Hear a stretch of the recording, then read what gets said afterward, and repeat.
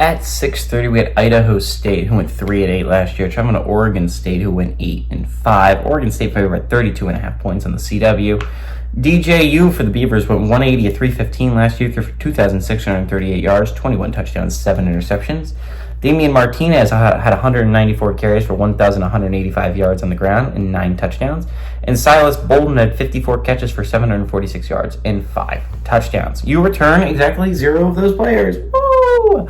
DJU obviously went to Florida State. Damian Martinez is on his way to Miami. I don't know where Bolden went. I think it might have been Bama.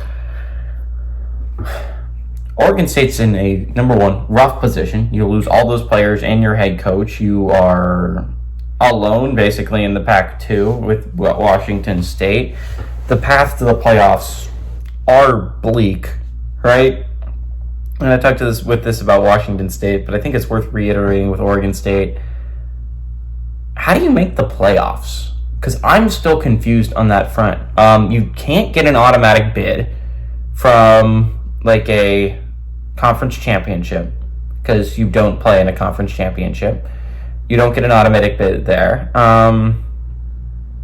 You have to make it at large.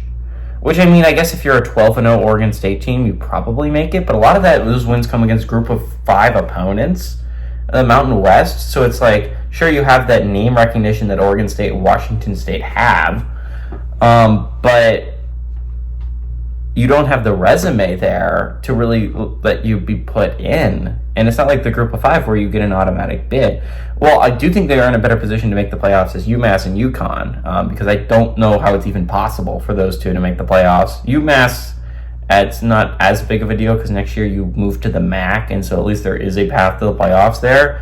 I don't know how UConn ever can expect to make the playoffs, because even if you go 12-0, you can't get the automatic group of 5 bid, which means you would have to make it at large, which means it would have to be a really down year for group Power 4 competition.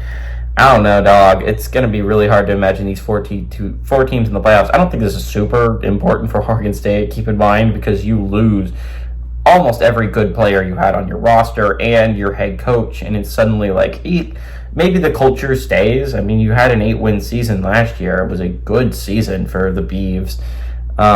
But you lose a lot of those players that made that season possible, and I just don't know what's going to happen this year. I think it seems like a down year for Oregon State. I do think they beat Idaho State. Obviously, they're at home. I think they beat the crap out of Idaho State, actually, but I do like Oregon State to win and cover here.